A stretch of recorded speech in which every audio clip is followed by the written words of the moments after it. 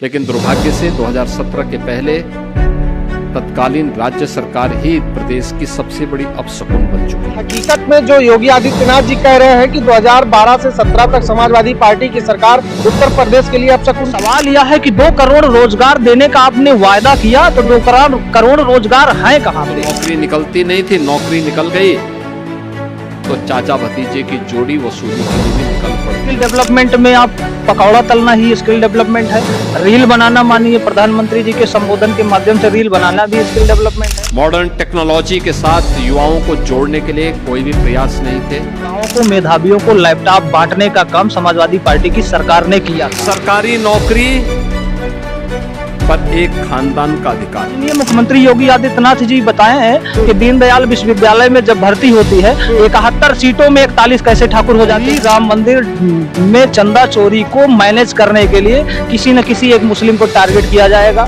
उसमें चाहे आजम खान होंगे, चाहे प्रदेश का कोई बड़ा चेहरा हो। सुरक्षा का वातावरण था, न बेटी सुरक्षित थी, न व्यापारी सुरक्षित था।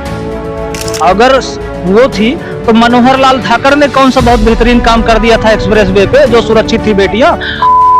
साथियों नमस्कार। उत्तर प्रदेश में आगामी विधानसभा चुनाव की सरगर्मियां दिखने लगी हैं। सूबे के मुखिया योगी आदित्यनाथ तमाम मंचों से लगातार समाजवादी पार्टी को कोसते हुए नजर आते हैं। 2012 से 17 तक सूबे में समाजवादी पार्टी की सरकार थी। समाजवादी पार्टी ये दावा करती है कि जब हमारी सरकार थी हमने उत्तर प्रदेश में विकास की गंगा बहाई, और 2017 में समाजवादी पार्टी ने अपने चुनाव में काम बोलता है का नारा दिया। समाजवादी पार्टी के राष्ट्रीय अध्यक्ष अखिलेश यादव अपने तमाम प्रेस कॉन्फ्रेंसों में अपने किए गए कामों को गिनाते हैं और उसी पर वो योगी आदित्यनाथ और भाजपा को लेकर तंज कसते हैं। कल सूबे के मुखिया योगी आदित्यनाथ युवा कौशल प्रोग्राम में गए थे। उन्होंने तमाम आरोप समाजवादी पार्टी पर लगाया है। उन्होंने साफ तौर पे कहा कि जब समाजवादी पार्टी की सरकार थी तो समाजवादी पार्टी की सरकार उत्तर प्रदेश के लिए अपशकुन बन चुकी थी।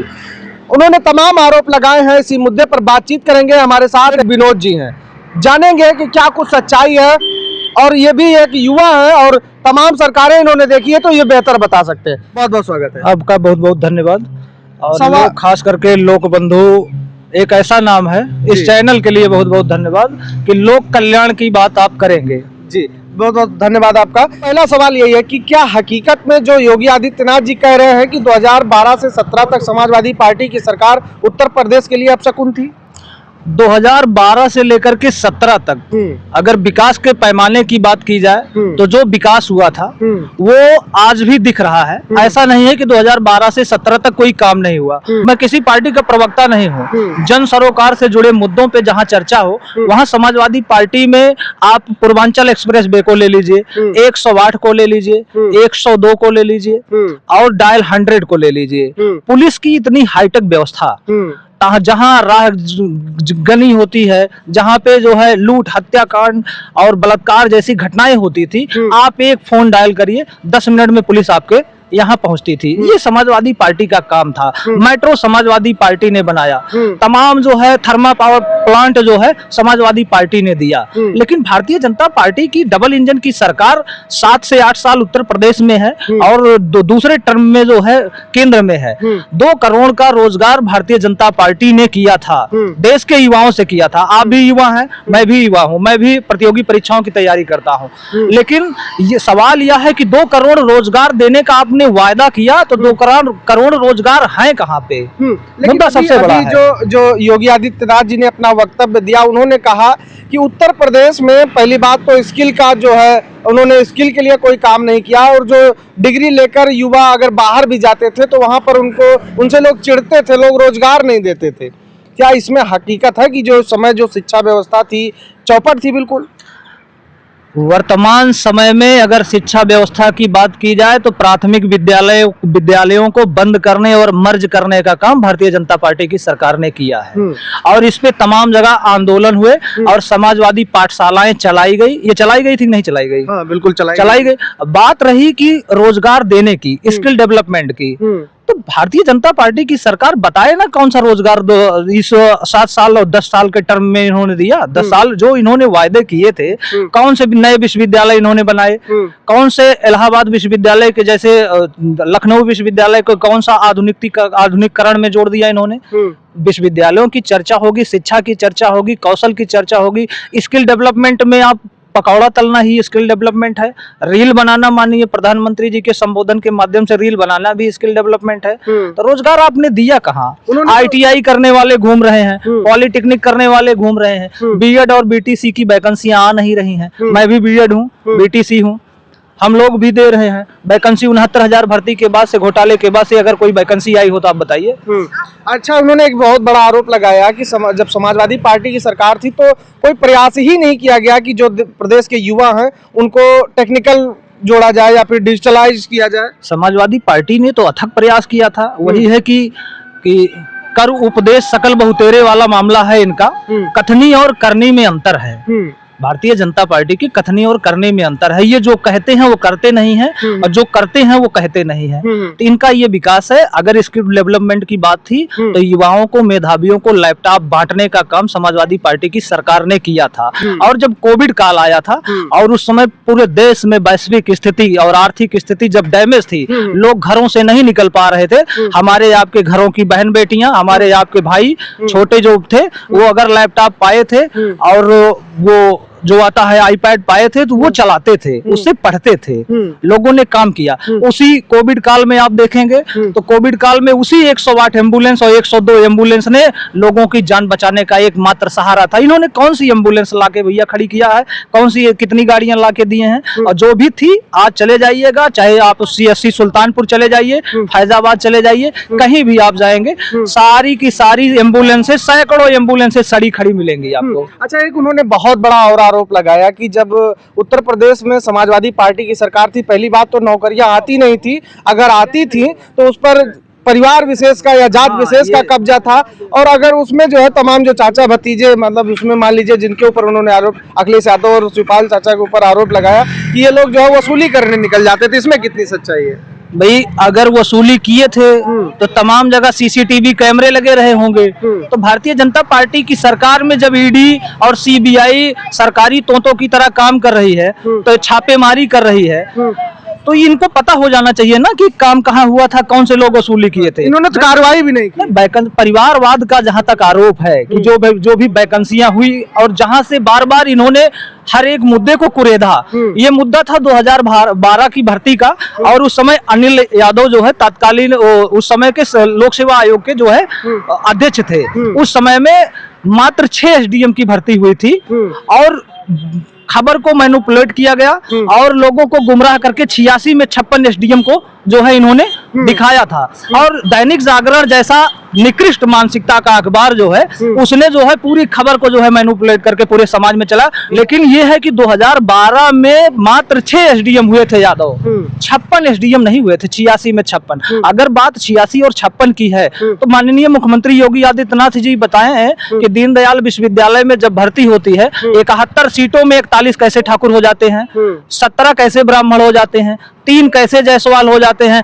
अभी हाल ही में आप डेटा ले लीजिएगा, इलाहाबाद विश्वविद्यालय की कुलपति आई हैं, श्रीवास्तव समाज से हैं, और पूरे विश्वविद्यालय में कम से कम 7 से 8 असिस्टेंट प्रोफेसर, असिस्टेंट प्रोफेसर सब श्रीवास्तव हैं। जात विशेष का कब्जा है। परिवारवाद इतना बड़ा है कि जो है अमित शाह गृह मंत्री है, उसका बेटा जो है क्रिकेट का, जिसको क्रिकेट का नहीं पता है, बैट में जो है कौन सा स्ट्रोक है, कौन सा गेंद है, कितनी है, वो बैठ करके BCCI का जो है स्टेट वो बना है, सचिव बना है। तो बात परिवारवाद की ना करें ना। नहीं तो जो अभी जो तमाम इनके आप भाषण आप योगी आदित्यनाथ जी के देखेंगे तो लगातार वो समाजवादी पार्टी को कोसते हुए नजर आ रहे हैं। चुनाव करीब है कि लगता है कि जो युवा है, आप युवा वर्ग से आते हैं तो इसलिए आपसे सवाल है कि युवा वर्ग इसको लेकर क्या सोच रहा है? देखिए, युवाओं में नाराजगी है, और युवाओं में नाराजगी इस बात के लेके है कि अखिलेश यादव ने 2 करोड़ रोजगार देने का प्रतिवर्ष वादा नहीं किया था। अखिलेश यादव ने 15 लाख रुपए देने का वादा नहीं किया था। अगर बोले थे आप तो आपको जवाब देना है। और रही बात रोजगार की, युवाओं की, तो इस समय का वर्तमान मुद्दा सबसे ज्यादा राम मंदिर चंदा चोरी का है। माननीय मुख्यमंत्री जी खुद संत हैं और एक पीठ के जो है महंत हैं। तो अगर अयोध्या जैसी पावन जन्मभूमि पर चंदा चोरी होती है, इन चंदा चोरों के खिलाफ कार्यवाही नहीं हो पाती है, उसका डैमेज कंट्रोल केवल एकमात्र समाजवादी पार्टी है, कांग्रेस है। इसका डैमेज कंट्रोल ठीक करना और कोई नहीं है। मैं आपको बता दूं कि अभी राम मंदिर में चंदा चोरी को मैनेज करने के लिए किसी न किसी एक मुस्लिम को टारगेट किया जाएगा। उसमें चाहे आजम खान होंगे, चाहे प्रदेश का कोई बड़ा चेहरा होगा, पूरे हिंदुत्व चेहरे को ले जाकर के मुसलमान की तरफ ठोक दिया जाएगा। अच्छा, अभी उन्होंने एक बड़ा और वक्तव्य दिया। उन्होंने कहा कि जब प्रदेश में समाजवादी पार्टी की सरकार थी, असुरक्षा का माहौल था, व्यापारी और बेटी कोई सुरक्षित नहीं थी। भैया, अगर समाजवादी पार्टी में बेटियां सुरक्षित थी तो 1090 जैसी योजना अखिलेश यादव को देने की क्या जरूरत थी? अगर वो थी तो मनोहर लाल ठाकर ने कौन सा बहुत बेहतरीन काम कर दिया था एक्सप्रेस वे पे, जो सुरक्षित थी बेटियां। और दूसरी सुरक्षा, कुलदीप सिंह सेंगर जैसा दुर्दांत जो है आदमी एक बेटी के साथ बलात्कार करता है और उसके पूरे परिवार को मारने का प्रयास करता है और मारता भी है। झांसी में अब एक बेटी को जिंदा जला दिया जाता है। जानते नहीं क्या भारतीय जनता पार्टी के लोग कौन से बेटी सम्मान की बात कर रहे हैं, कौन से बेटी के उत्थान की बात कर रहे हैं? इनको पता होना चाहिए ना, चाल चेहरा और चरित्र दोनों एकदम साफ होना चाहिए। और इनका ना चाल सही है, ना चेहरा सही है, ना चरित्र सही है। इनका नजरिया कुछ दूसरा है। लगता है कि इसका असर जनता के बीच में होगा और जनता परिवर्तन के तरफ जाएगी या दोबारा यही रिपीट होगा? देखिए, जनता जो है जागरूक है, लेकिन जनता के जो है नजर पे जो है पर्दा डालने का इनके पास बहुत विशेष यंत्र है। जैसे आप रोजगार की बात करेंगे तो ये राम की बात करेंगे, आप घर परिवार की बात करेंगे तो इनको हिंदुत्व बचाना है। जब आप अपने किसी भी मुद्दे से आप इनको जोड़ेंगे, जैसे दिल्ली में जंतर मंतर पे धरना प्रदर्शन चल रहा है नीट के मुद्दे को लेकर के, वो जो सोनम वांगचुक है, वो काकरोच जनता पार्टी का है, उसको पाकिस्तान से उसका कनेक्शन जोड़ दिया गया। लेकिन 300 किलो आरडीएक्स आया कहां से, इस देश की आम आवाम पूछती है।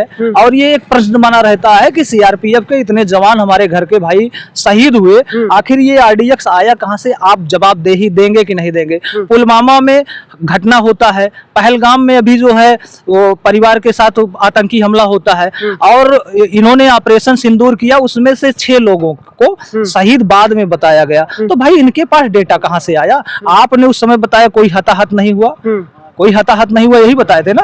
और दोबारा इन्होंने बताया कि भैया 6 जवान शहीद हो गए। तो भाई आप जनता को बार बार गुमराह क्यों कर रहे हो? राम मंदिर में चंदा चोरी हुआ तो आप बता रहे हो, अभी परसों का किसी का स्टेटमेंट है, एक संत का जो है, जो कोषाध्यक्ष है, उसने कहा कि 3 करोड़ के ऊपर के चंदे की चंदे चोरी नहीं होती है। मैं कह रहा हूँ भैया 1000 कर लो, जब तक पेट घुटने तक न पहुंच जाए तब तक चोरी करते रहो, क्या दिक्कत है? मतलब ये कुल मिला के मुद्दा भटकाने की बातें हैं। ऑल टोटल केवल गुमराह की राजनीति है। और गुमराह की राजनीति में आप जानिए, शिक्षा, चिकित्सा, रोजगार, बढ़ती महंगाई, बेरोजगारी, भुखमरी, फर्जी इनकाउंटर और फर्जी विपक्ष के नेताओं को परेशान करना, वो चाहे ईडी हो, सीबीआई हो, इनके माध्यम से लगातार इनको जो परेशान किया जा रहा है। जनता पूरी तरीके से, इसके पूर्व लोकसभा चुनाव का परिणाम आप देखिए, तब भी वो भी थी, लेकिन इनका मैनेजमेंट कुछ दूसरा है। ये जिस मैनेजमेंट से चलते हैं, विपक्ष उस मैनेजमेंट पे काम नहीं कर रहा है। विपक्ष भी इन्हीं के खींची हुई लकीरों पे चलने का प्रयास करता है। ठीक है, बातचीत करने के लिए बहुत बहुत धन्यवाद। हमारे साथ एडवोकेट विनोद जी थे, जिनसे हमारी इस बात पर चर्चा हो रही थी कि क्या उत्तर प्रदेश में अब मुद्दे भटकाने की राजनीति शुरू हो गई है। प्रदेश की जनता की आंखों पर पर्दा डालने की चर्चा है।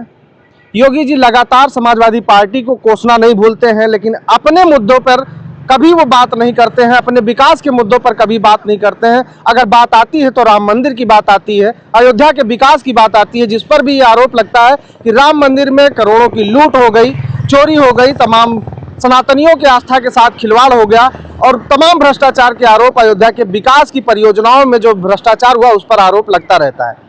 लेकिन योगी आदित्यनाथ जी लगातार समाजवादी पार्टी को कोसकर उन तमाम चीजों को दबाने की कोशिश करते हैं, क्योंकि 2000 आने वाला चुनाव करीब है। अब जनता इसको लेकर क्या सोचती है वो तो आपको पता ही होगा और आप कमेंट के माध्यम से भी बता सकते हैं। इस वीडियो में इतना ही। फिलहाल के लिए बने रहे लोक बंधु लाइव के साथ। नमस्कार।